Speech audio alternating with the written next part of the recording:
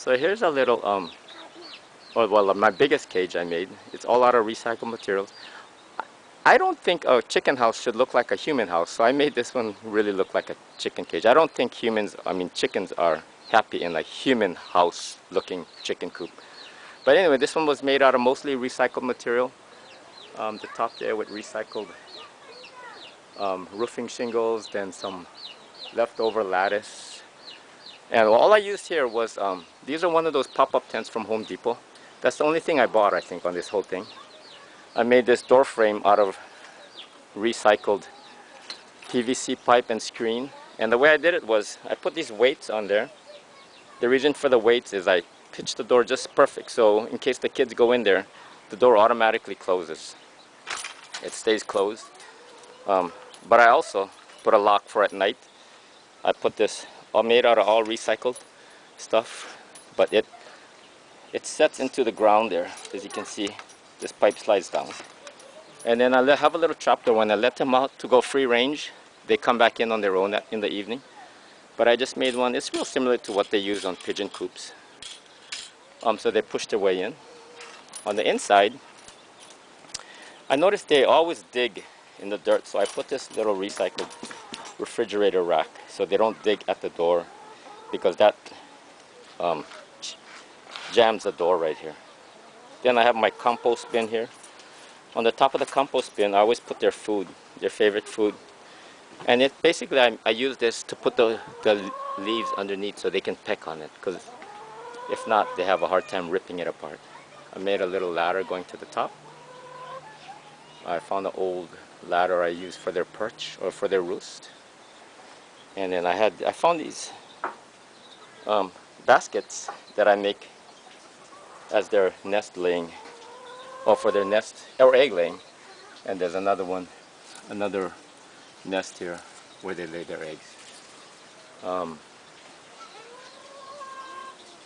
And the water, I always make sure they don't run out of water, so I have 3 separate water containers. This one has a water nipple. This one has a water nipple. And to fill up this, I don't really need to come in the cage, because I have this hose going into a hole, and the end of the hose is out there. So from the outside, I just connect the garden hose to fill it up. This one also has a backup hooked up to my landscape drip irrigation, and it tops off the water.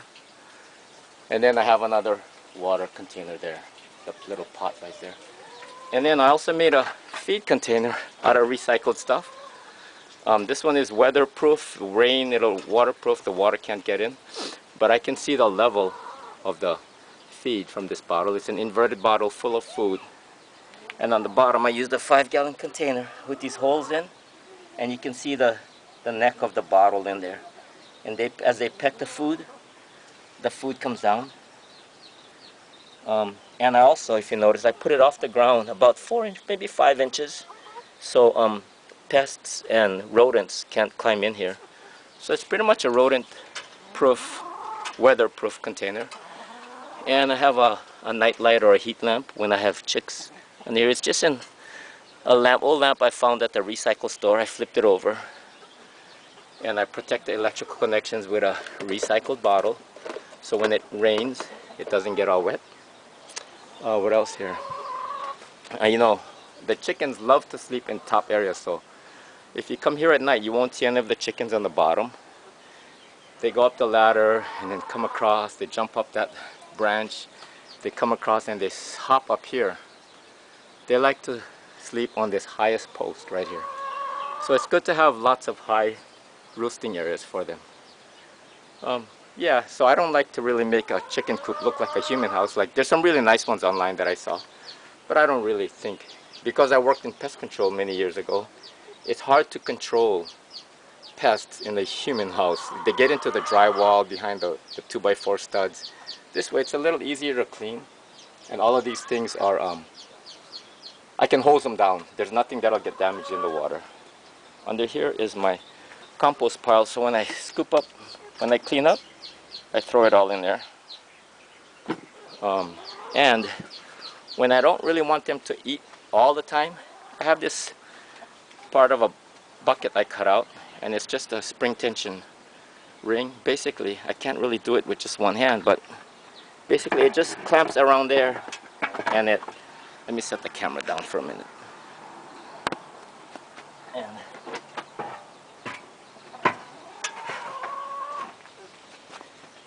And so when I don't really want them to eat all the time, like if I want them to eat a special food or a different type of food, I block that one off, and they can't get to the food. But that's about it.